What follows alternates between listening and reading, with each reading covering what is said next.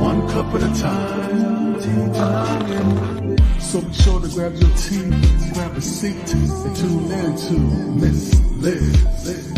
Tea time, making a difference, one cup at a time. Tea time, yeah. Tea time.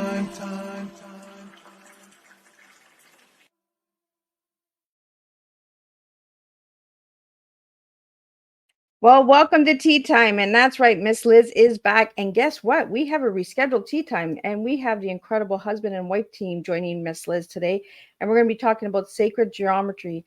And we're going to get some of the divine connections, alignment, all of that good stuff out today. And today's tea is transform, energy, and authentic. We're going to talk about those three words with Gail and Gregory.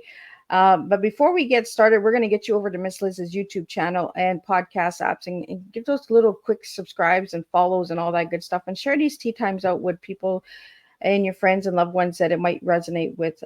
These tea times can be listened to in the morning, afternoon, evening, in your home, in your car, at an event if you're bored. Again, Miss Liz did not recommend that, but if you know you're at an event and you just want something different to listen to or a little picker upper, Miss Liz has over 300 different interviews with different guests from around the globe that you can listen to. But today we're going to talk about some energy, and we're going to talk about alignment and connection, and you know how much Miss Liz loves that. So let's get the disclaimer out there, let's get some bio out there, and let's get this husband and wife team in here, and let's share a good strong cup of tea with all of you guys out there.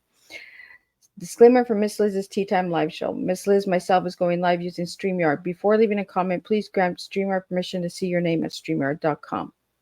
Please be advised that the content brought forward for any Tea Time show hosted by myself, Miss Liz, is always brought forward in good faith. However, may bring forward dialogues and opinions that are not representative of my platform. The facts and information are perceived to be accurate at the giving time of airing. All Tea Time guests and audience participants are responsible for using their good judgment and taking any action that may relate to the discussion. The content brought forward for any may include discussions for some where they may be emotionally at risk. It is significant to know that this show is engaging in discussion forums only to offer and inspire awareness and connection and is not providing therapeutical advice. If you have any questions about the disclaimer or the panelist discussion, you may freely contact me, Miss Liz, through my email at bookingmissliz@gmail.com. Moving forward, should you choose to voluntarily participate in today's show in any aspect, I myself, Miss Liz, welcomes you. And should you decide that the show is not made for you at this time, I respect those wishes and will see you at a later show at a later date and time. And again, all Tea Time shows are hosted on Thursday, 3 p.m. and 7 p.m. Eastern Standard Time, unless they are rescheduled, surprise, or special tea time, which you'll find on a Monday, Tuesday, Wednesday. That's right, Miss Liz is Monday, Tuesday, Wednesday, Thursday. But my main day is Thursday. So now a little bit about my guests. Well, who do I have sitting in the back? I have the incredible husband and wife team, Gregory and Gail Hoag. I hope I'm saying her last name right. If not, I'll get them to say it right. Gregory is a scientist, best-selling author, and artist, has researched sacred geometry and consciousness for 47 years. Followed a major spiritual awakening, Kunana, in 1982. He started creating energetic tools through metaforms that provide transformative tools to foster spiritual elevations and the expansion of source. His land in Colorado Rockies has numerous energy vortexes and strategically placed geometric forms for the purpose of activating the planetary grids and energizing some of the tools produced by Metaform. He's recognized as one of the leading experts on sacred geometry technologies for improving health, raising consciousness, reducing stress, manifesting intent, and clearing emotional magnetic interference. Gail is a health consultant, accomplished artist, spiritual advisor, and businesswoman.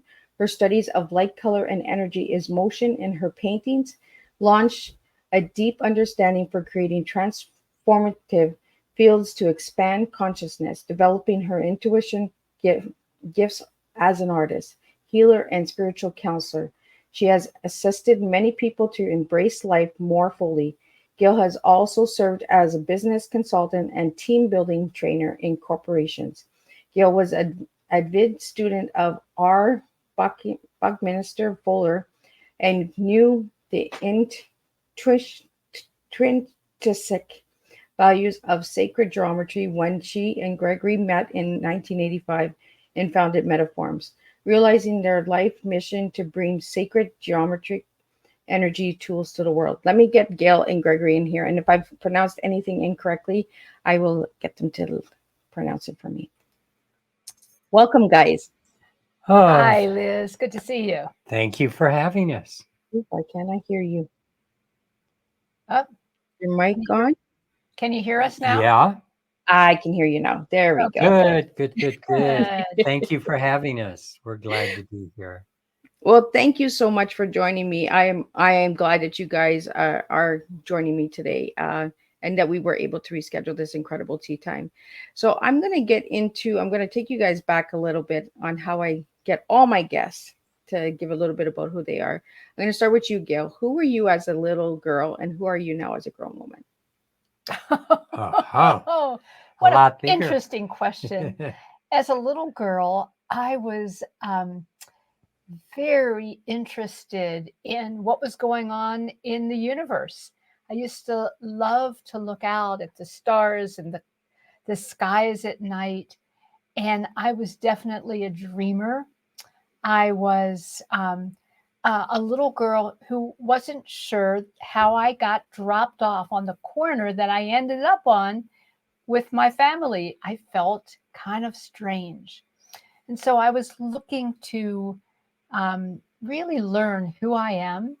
I was always a very intuitive child, an artistic child.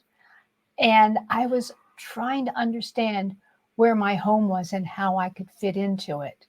And I would say that as an adult, I am I am still, a very artistic person, very much involved, as you could see in the book, in understanding the cosmos, understanding where, as human beings, we fit into this whole amazing scheme of life, and looking for deeper understanding, asking questions. So I think that thread has always been with me. And when I was about 3 years old, I had this epiphany. It was like this experience where all of a sudden something just sort of like just grabbed my attention.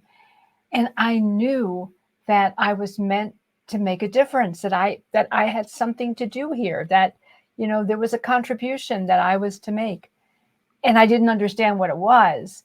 So as I've been progressing as an adult, that's been part of my purpose, is to do something that contributes to this life, to this world, to humanity, and to the soul, the progress and evolution of soul. And Gregory, who were you as a little guy, and who are you now as a grown man? Oh, I love to play with, it's like I'm going to say what I am doing now is playing with energy and the way energy flows. And I did that as a child, except I worked with water and the way water flowed. I'd go to the beach, and when I'd go to the beach, I'd take lots of buckets and shovels, and I'd enlist all these kids to help me dam up streams on the beach. And if someone came along to break it, I turn those guys into the policemen and say, you're in charge of making sure no one breaks this dam. And, I would really get into it and how the water flowed. And then I did believe in other dimensional beings, fairies, for a long time. And as I got older and went through a Kundalini experience in my early 30s, that's when I started opening up to actual energetic beings that do live all around us. and I was able to communicate on other dimensional levels with these beings more deeply. And that's what led me into working with sacred geometry. I didn't even know it was called sacred geometry. I was just building the geometries that I was being shown from the higher dimensional realms. And when I met Gail, I had a box of these with me and I shared them with her. And this was in 1985. She was in the garage of a house that I had just sold, and she was going to be working with this house as a studio. The person that bought it was allowing her to do that. And when I shared with her the box of geometries, she could feel energy coming off of them. And because I started out in the sciences and then started backing into this whole realm of working with geometric forms to move energy, it had me perplexed for a long time. I'd go, really? How about this one? You feel energy from this one? And at any rate, she helped ground it.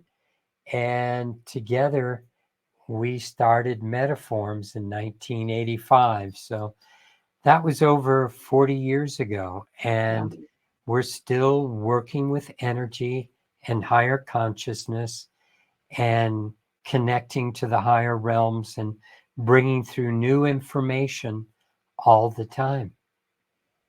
Awesome. So for anybody that doesn't know what sacred geometry is, could you guys let my listeners know what it is, in case they're interested in getting to know more? And then we'll talk about the I don't even know what to call them. What's spinning beside you? I just did a blank, guys. I get brain freeze here, Miss Liz. I don't know, man. But we'll talk about the signs that are in between you and Gail as well. But for my listeners out there who would like to know what sacred geometry is, if you guys would like to tell us what that is. Okay. Well, I will give you sort of a easy, generalized way of looking at it for somebody who may not know what sacred geometry is. And so, everything starts out as just pure, formless energy, right? Before it manifests and comes into the physical realm that we're familiar with. Well, it needs to have a very precise pathway in order to do that. And so there's certain rhythms and cycles and patterns and ratios and all kinds of things that the universe uses in order to channel this energy into these amazing different things that we see around us, whether they're flowers or trees or our bodies or rocks, birds, whatever. Everything is based on certain principles. And sacred geometry explains what these universal principles are. It shows us how creation really works. And the ancients understood this. So they would build their temples, pyramids, cathedrals, different sacred sites, utilizing these principles. And what that does, it's like a doorway for us to be able to be more than just these physical bodies, because truly we are more than just what's in this physical realm. That's just a very small portion of who we are. And so working with sacred geometry is an opportunity for us to expand, to reach into these other levels of who we are, to become inspired, to recognize what it is for our souls to come into this physical experience, and yet the soul is still what's directing this play. And so the book that we wrote, which is called Sacred Geometry, the Universal Language of Divine Alignment, it talks about how this works. And we talk about consciousness and all kinds of things, numbers, and show you lots of pictures as well to help you understand what sacred geometry is and why you might want to learn more. because it's very important in understanding how we are a part of this incredible creation that we're all living in. So, Gregory, did you want to share a little bit? I'm doing a brain freeze. The symbols that are spinning beside you guys, what do we call those? Okay. We call them geometries, forms, metaforms, because that's the name of our business. And so what Gail was talking about is that the way universe creates everything. I mean, for those that can see images, I can share a few images with you if you like. Sure, And absolutely. okay, let me go here, and then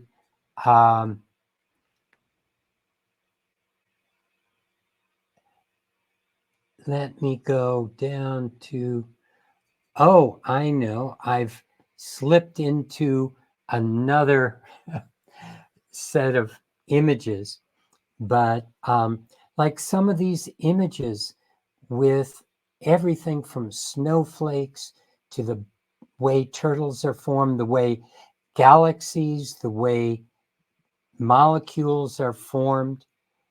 I'm going to go down to here. These particular spirals are formed based on a certain ratio that if we look at the human body, it takes the distance from our hand to our elbow, our head to our navel to our feet. These are all proportions that exist in nature, and they exist throughout our body. So if you, for example, I take just the first digit of my middle finger to my whole finger is in this proportion. And my finger to my hand to my elbow. And so this is the way universe works with life energy. All life, everything from plants to insects to animals, everything with that spark of life within it works with that particular ratio. So when we work with some of these geometries that are sitting next to me and bring that into the environment and spin it so it's working with time, it starts working with some of the same energies. And furthermore, it's fun. This form at the bottom also, if I can find that image, it works with the way the sun and the moon work together. And so I switch my slides from what I meant to put in. So it's taking me a while to find some of these images. But if you take, there, maybe that one. If you take something like, here it is, the diameter of the moon plus the diameter of the earth in miles, because everything in universe works in resonance. It's like a C tuning fork that will start to vibrate when you play a C tone. So when the diameter of the moon and the diameter of the earth are added together, we get this geometry next to me that I have sitting between us that also works with that phi ratio and works with the earth and the moon's diameter. So you see these frequencies, they start interrelating, they start affecting us. And there are so many things in our world today that block the natural order of energies wanting to come into us. All the electromagnetic fields, all the things going on with the fears that people are going through, all the judgments, all the stress that we're going through. These kinds of things added in with toxins, they block these natural rhythms. They block even us connecting to our higher self. And so by working with some of these tools that, and we call them tools because it would be like me giving you a hammer. It's a tool, and you might crack a walnut, you might build a house, you might even hit your thumb, and it's not the hammer's fault. But when you're done building the house, you built the house, not the hammer. But it so helps you in the process. And that's what these tools, these geometries, these forms, these energetic things that are moving energy into our environment, and they start affecting our fields and helping us connect where we couldn't connect before. And so it's an amazing journey we've been on for the last 40 years to help people expand into the larger part of themselves and connect more deeply into the soul level of being. So, Gail and Gregory, what causes the patterns in the flows? Because you brought in the flowers and the images of the flowers, Gregory. What causes that swirl? Okay, that swirl is this spiral that's created with this particular form, or this tool, this caliper measures it. One side is bigger than the other side, and Okay. it's keeping that proportion going. So human beings, if we were to keep growing like a flower, like the sunflower, like a nautilus shell, we would start curving around too, because our arm, as the next piece that would grow out, would be longer in proportion to the way all these other parts are growing. And pretty soon you start getting spirals going with nautilus shells, with broccoli, and what we were looking at in that one image. Even galaxies start to follow these spiral patterns. And as I said, the moon and the earth create that same ratio. Even if I were to put the moon next to the earth and measure from the center of one to the other, and then the diameter of the earth out to the edge of that triangle, it would again create this same ratio that is creating all life. So everything in the universe is perfectly designed to work with consciousness, work with life, work with understanding how we can expand beyond this small character that we are here in this physical reality. We're much more than this. We're like the tip of an iceberg, where only a little bit of us shows up here in this reality. The majority of us exists on higher dimensional levels, where our emotions live, where our mental body can travel. But we think we're focused here in between our ears and our heads, but we have the potential to expand into a very large space in the universe. You know, Liz, from our perspective, we sometimes look out at the universe and it looks very chaotic, very crazy. And yet, what sacred geometry, what all of this with these archetypes and patterns show us is that there is incredible organization. It's very precise, it's very orderly. It's all a matter of at what perspective we're looking at it. And so, you know, for for those of us who sometimes, have concerns about what's going on in this universe, it really brings us home to understanding that from a precise moment, it, yes, may look very chaotic and random. And yet, when you draw back and you look at the whole, there's divine organization, there's understanding. Just like when something happens to us, some kind of an occurrence, and we might be, like really embroiled in that moment, wondering what's going on, why is this happening?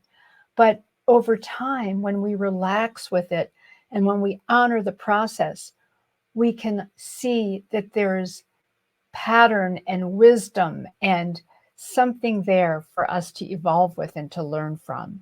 And so the universe is always teaching us, just so much like what your podcast is about. Every moment is a teaching moment. And when we back up and we see things from that whole perspective, things begin to make sense and we can see where we belong in the wholeness of this amazing creation. Well, it's sacred geometry is like time travel, right? Because it's the past, the present, and the future. It's the connecting of the dots, and it's the pattern that's flowing in these metaphors. The middle one is really pulling me for some reason. I don't know why, but I feel like I'm connecting with the middle one. I don't know.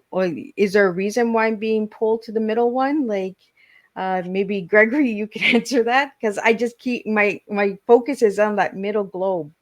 Uh-huh. The middle globe, actually, each of the triangles is equal to the face of the pyramid at Giza, the major pyramid. And so and that pyramid face is again working with the phi ratio, that life energy. We call this the unity grid because it really is creating a unifying field, a unifying understanding. And, I would say the T moment is teaching everything all the time. And that's what's going on with some of these tools. They are constantly moving an energy field through the environment. And we found that it even works over time and space. As you are there and we're somewhere quite a few miles away, and yet time and space is collapsed when that energy is flowing, and you can tune into it anywhere and open your heart to those higher realms that have the potential to support us, because that's where the love comes from. That's where the joy comes from. That's where our intuitive abilities come from the higher aspects of ourself. And it's the little person at the tip of the iceberg. That's the part that's controlled by ego. And it thinks it's totally everything that exists in its reality. And yet it's only a tiny piece. So that's why if we think that we want to gather things in this reality, in this world, that we'll never be completely happy until we expand into the bigger realms of who we truly are. Well, thanks for explaining that. And it actually makes sense, unity, because I'm big on unity, right? Bringing people together and connecting with people, you know. And this is what this platform is for, right? Is to teach educational awareness and time travel and connecting those dots and understanding why the universe brings people together, why we're connected for a reason, right? Why we found each other. I could have anybody else here right now, but I have you guys here. And that's the message that I want to give to my listeners and audience out there, is that, people come into our lives for a reason, and the lessons are there. We just have to learn to open the mind and understand why we're being connected and why those patterns and cycles are coming together. Gregory, you mentioned something as a little boy. You played with water. Is there patterns and cycles in the water?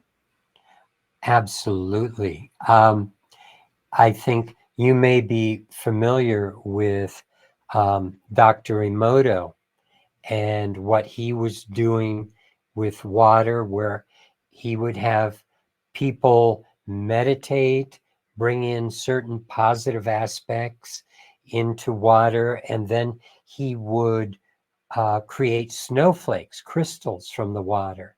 And he found water that was prayed over, good intentions were put into it, that it would hold those intentions. And likewise, some water that ran through pipes in cities and came out of kind of stagnant areas of water, that it didn't have the same life energy. It didn't have the same geometry to it. And so when we look at a snowflake, what's interesting is that it's a geometry, and he found that intelligence, consciousness, intent could improve the geometry, and it works both ways. It's interesting to think that a geometry could improve intelligence, could improve consciousness. And so that's what we're playing with. But certainly water is energy flowing. And energy, like Gail was saying earlier, it's all around us. It's like 99.99999% of everything is pure energetic space. Only 0.00001% is physical matter, is in the atom, is the proton, the neutron, the electron. Most of it is space. And that energy is dictating how everything in our reality is created and formed. And so when we start realizing that, we can start dancing with the universe the way it wants to dance. Instead of building a building or creating the things that we want to create just because, hey, we're human beings and we can do whatever we want to do. It's if we start following the patterns of creation and bringing those patterns into our lives, we can start to vibrate more naturally with the way the universe is vibrating. And when we Absolutely. go into nature, we feel that energy and we know, yes, something is right as I sit next to the stream under this tree and the birds are singing and the wind is blowing through the leaves. It's a natural way of being. Yeah. Well, it's something like Gail said, right? The disconnect, building the building, it's disconnecting us from the energy. It's breaking those patterns, right? And the cycles. And we got to bring the cycles and patterns back together and go to the flows and that. The reason that I asked about the water, Gregory, is because a lot of us are called to the water, right? When we need healing, when we need recharging, rejuvenating ourselves, we'll go to the flow of the water. For me, it's the flow of the tea, right? As it's flowing and going, the connection is there. The flowers, like Gail mentioned, flowers and animals, and that we're drawn to them when we need a recharge. We turn to a pet for love, support. It all connects. And I really want to get into the book, because the Sacred Geometry book, what can people find in that when they grab their copies? Okay.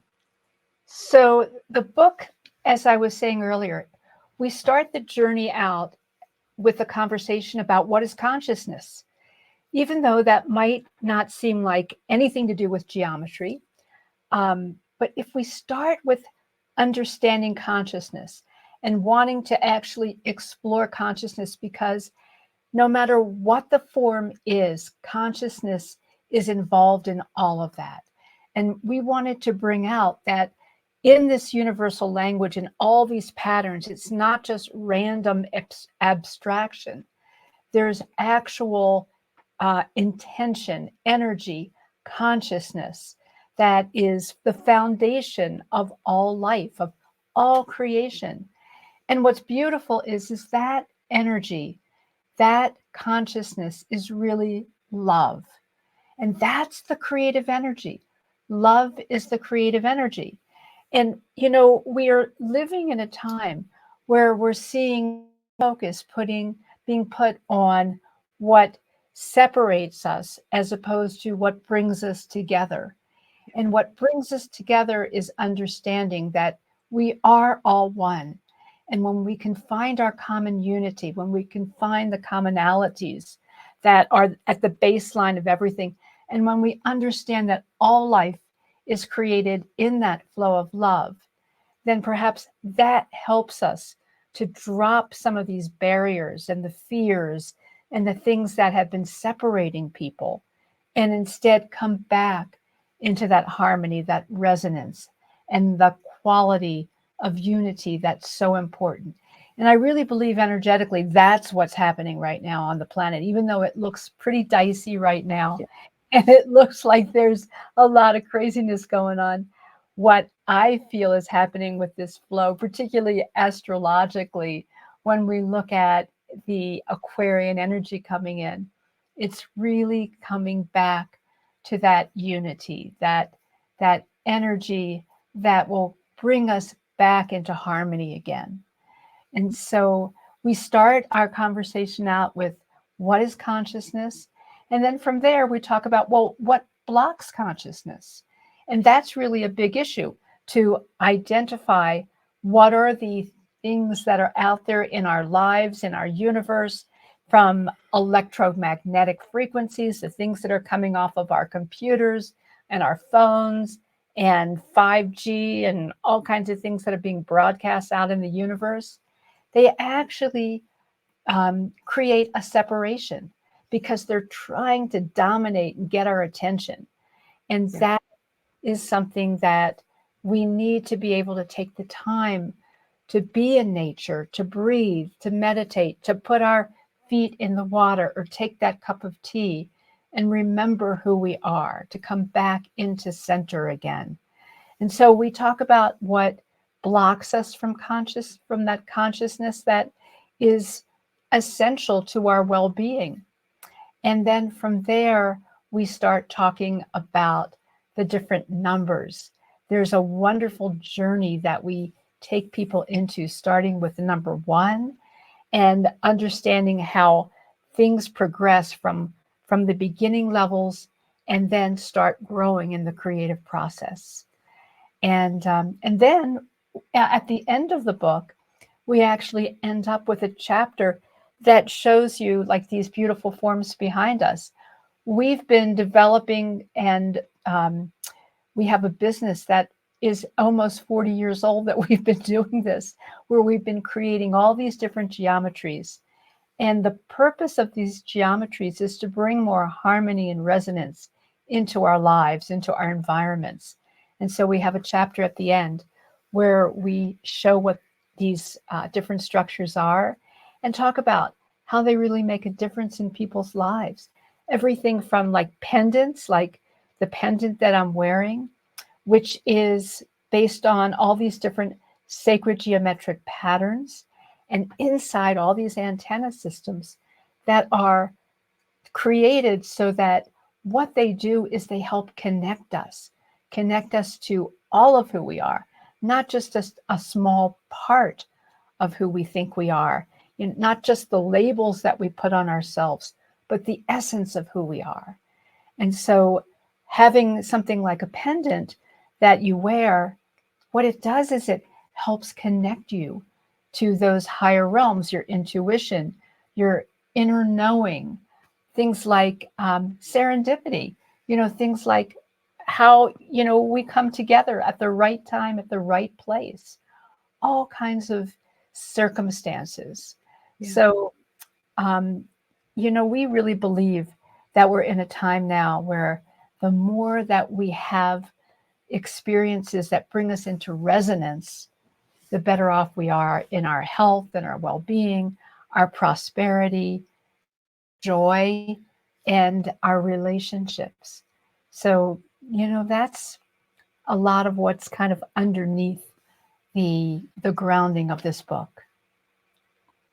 Well, and as Gregory was showing those images, the crystals, even the crystals have patterns in them and flows. And we're called to crystals and stones and minerals as recharge as well.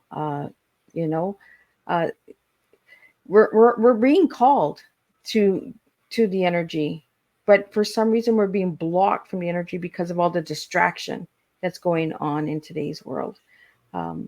Is there a way that we can open our minds to understanding sacred geometry a little bit deeper and break those barriers and take that step forward? Maybe people are scared of the sacred geometry. Could that be possible? Well, people are frightened of what they don't understand sometimes, but I haven't ever had someone, be totally afraid of sacred geometry. Bottom line, exactly what you're saying, Elizabeth. It's important that we open up to what's going on higher levels, and that's exactly what we've been talking about, is all the blockages that happen in this world.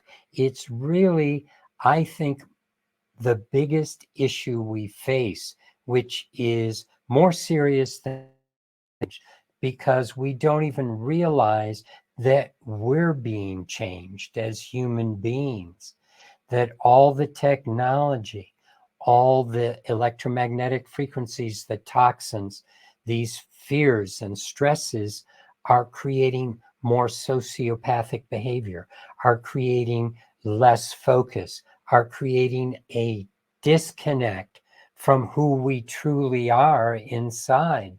And when we are able to connect fully to that soul level that we are, then we can start expanding on our humanness. We can start evolving in consciousness. And that's really the opportunity for us today. Being on the planet, there's so much stuff going on, and we have the opportunity to discern, is this where I really want to go? Is this what is going to support me in my growth, in my evolution of consciousness, in my evolution of love, in my evolution of compassion and connection? And so when something starts bringing that aspect of us out, then I think we find we're on the right track. When we start finding that we have an opportunity to be more compassionate and shift what's going on the planet, because we're not going to do this without each other. We need to connect and understand that we're all connected together, and we need to take those little steps of being conscious of how we're serving the good of all in Yeah. all the things that we're doing. Well, it comes right back down to the way we serve, right? The purpose behind what we do and the work. You guys have been doing this for over 40 years. It's the purpose and passion behind it to get the message out there. A lot of my listeners are big on consciousness. I've had a lot of guests that have spoken on consciousness. I think a lot of us don't understand true consciousness because of all of the blockage and the barriers and division out there in today's world. But as Gail was saying, the consciousness needs to be aligned. It needs to understand it, and it's the understanding, like you said, Gregory. We need to understand what we don't understand. We're fearful of, So I strongly recommend that all of my listeners reach out and connect to one another, whether it's 5 minutes, it's 10 minutes. That connection really does make a difference. It really does open the flow of unity, right? Like I said, I'm being drawn to the form in the middle. I just feel it really pulling me in, and I don't know if that's Miss Liz needs to be putting more connections together. I'm not sure what I'm being called for, but I just feel like I'm being pulled. I want to get into the T because you guys gave me 3 incredible words: transform, energy, and authentic. I want to talk about each of those words because they are powerful words, and they are a strong cup of tea. So share a little bit on what transform means to you guys. Well, transform is an essential part of life in the way that I look at it. We start this journey as this tiny little baby that doesn't have language, doesn't have movement, is just learning how to use their eyes and their body and all kinds of things. And what happens through the cycle of life is incredible transformation. As we grow, as we learn, as we evolve, everything is about change. Everything is about transforming from what something is to the next. When we look at nature, nature through its different cycles is always transforming from season to season, from century to century. You can see the evolution that happens. And so transformation is really the cornerstone of so much. And this is a real powerful time that we're on, where people are really recognizing that we're in a particularly transformative time on this planet, that we are seeing changes that perhaps other generations have never seen and never will see. So being able to accept that is really important, to flow with it as opposed to being in fear of it. Fear is what separates us. It's one of those things that takes us away from being the loving beings that we really are, from being able to reach this level of unity. So transformation and the acceptance of that and the joy of it, to joyfully look at, oh, what's going to happen next? Like I liked your question about who were you as a child and who are you now as an adult? Well, one of the things that happens to us as children is that we have so much joy and curiosity and excitement, enthusiasm for what's going on around us. And that's an important thing to bring back in our journey of transformation, so that we can really move through it in a way of just being infused with inspiration and spirit.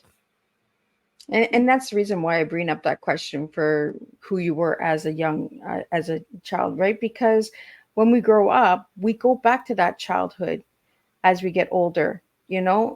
As we age, we become that child that we were when we first were born. A lot of illnesses that are out there, dementia, Alzheimer's, goes back to the childhood. Those illnesses are telling us to come back to our younger self, come back to the playfulness, come back to the curiosity, and we shouldn't be afraid of these illnesses, because these illnesses are actually speaking to us and telling us to align with ourselves.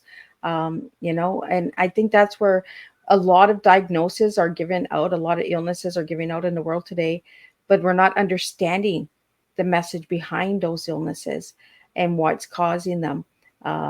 And that. So Gregory, I want to get a little bit into you for transformation, the transform. What does it mean for you? The center part of that T is energy. So everything revolves around energy. Energy is at the basis of transformation. It's when energy flows. And so everything in the universe is about relationship. And it's when you have relationship, then energy can flow. It flows between individuals when we create relationship. And that's what allows for transformation to happen, because energy is needed for transformation. And energy flows and transformation happens. And the end piece of this T, the authenticity of it, is I think, a really important thing that we need to take personally in all the different things that are going on. Like Liz, you've been talking about some of these diseases that happen. If we look for the authenticity of it, the root of it, the God spark of it, the part that is something we can learn from. And that's really what it's about. To me, that's what authenticity is about. We have to each really tune in to everything that's going on, people, actions, places, things happening in our lives, and discern what is the truth of this? What can help take me deeper into my truth of this? And that's you being authentic with you. It's like I saw something at the bottom of someone's email the other day, um, that was by Richard Feynman, who was someone who was involved in creating the atomic bomb. And he said something to the effect, um, make sure that you're not fooling yourself. And the truth is, you're the easiest person to fool. And so the point is that we can sometimes fool ourselves, but to get to that depth of authenticity and touch that part of ourselves at a soul level that allows us to discern what's the truth behind this disease. For me, what am I here to learn? By this relationship. For me, what am I here to learn? By this accident, this happening, this good thing, this bad thing, this other thing, all the things in the world that interact with us. It's so important to be able to discern what is the truth that exists behind this happening in my life, because universe constantly has our best interest in mind, in the universal mind. So if we realize that, then perhaps we can discover the gift from the universe in every single moment that we're alive, and be present, constantly accepting the joy of each moment, because this is a gift from the universe. It's our presence that allows us to see it. You know, something else about authenticity that I'm thinking about right now is that we are, each one of us is very unique. And yet, what we show in this book is that we're all cut from the same cloth. We're all based on the same foundational principles. And yet, for instance, just like with a crystal or a snowflake or anything that you see in nature, every flower, you know, you can always tell what a rose is, but really every rose is just a little different. It may have a different fragrance, it may have a different color, it may have a different size or shape. Everything has its own unique expression. And so part of our journey as a human being is to find what is our authentic being? Who are we? We don't need to try to pattern ourselves after anybody else at all, because the truth is that we're really all patterned from the same foundational principles. So that's already handled. But then the question is, as we transform through energy, how do we become more authentically who we really are? How do we authentically express the energy of soul? How do we authentically share our gifts and be of service? So, authenticity, to develop the aspects of who each one of us is uniquely, is an amazing journey and a gift that we're given as being a human being on this planet and in this time, or any time, because we do time travel, don't we? We do. Time travel is not something to be afraid of because we all do it. We all have a past, we all have a present, and all have a future. Whether we're taken at tomorrow, we're still going to have a future because we still have that legacy of what we left behind from the past and present that someone will speak of. So we will be in the future. You know, I really want my listeners and audience to understand that time travel and sacred geometry is a part of all of us. It's like Gail and Gregory has been saying through the whole show, you know, we are all uniquely special in our own ways. And I find that in today's society, we're all being branded and told how to look, how to talk, how to speak, and losing our uniqueness. And I want to bring it back. So I would really recommend this book for everybody to check it out and to go. So Gail and Gregory, where can they find this book? Well, a great place to find it actually is on our website, and it's right underneath of your frame, and it's iconnecttoall.com. And that's the letter I, the word connect, the number 2, the word all, ALL.com.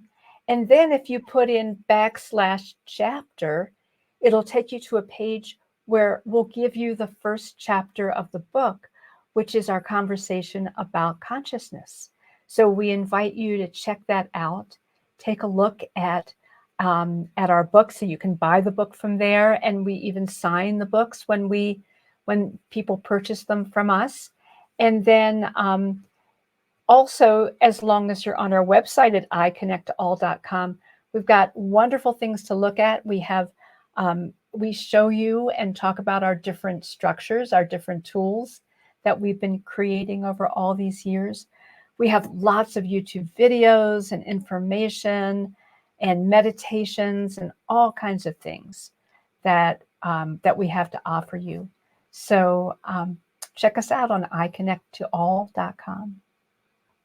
Well, it's been a real pleasure talking with you guys and having this open discussion. I love open discussions, especially about time travel and geometry and forms and patterns, because I'm all about patterns and cycles. You know, I talk about the tagger. The tagger all has a unique marking, you know, like you mentioned, the animals, not one of us looks the same. Not one of us is the same, but we all are one in the end. And Gregory, you mentioned about the present, the gift of presence. So what final message would you like to leave everybody with today with that message of the presence, the gift of presence? And something else, when you were talking about we're all one, the snowflake is a very good example of that, because everyone realizes that every snowflake is totally unique and different from every other snowflake. And yet when they melt, they all go back to the same ocean of water. And so it is with us. And presence is like when you talk about time travel, there are aspects of time travel that human beings lock into that don't serve them.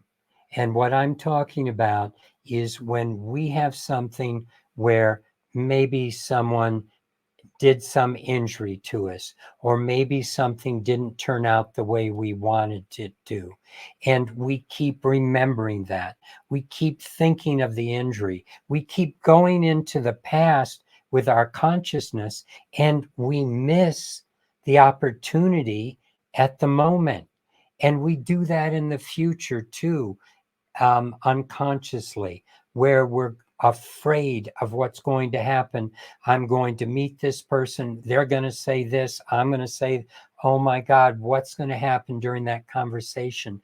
It's making me so nervous. So we spend this time thinking about the past, thinking about the future in ways that diminish us, that bother us.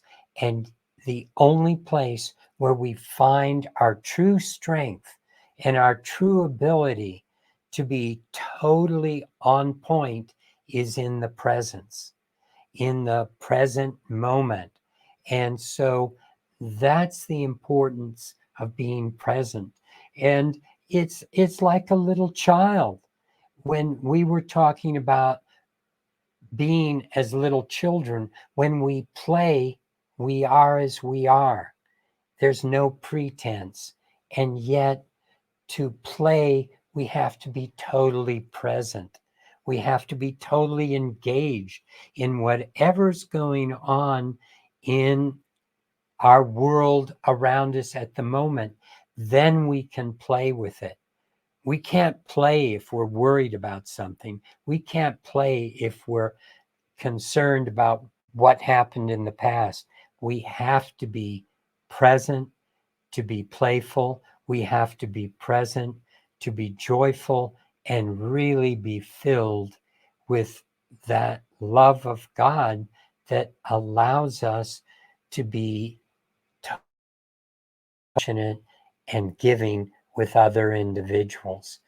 Because if we're present, we can hear them, we can respect them, we can communicate with them, we can have compassion for what they're going through, not because of being anywhere, but in the moment with them where they are.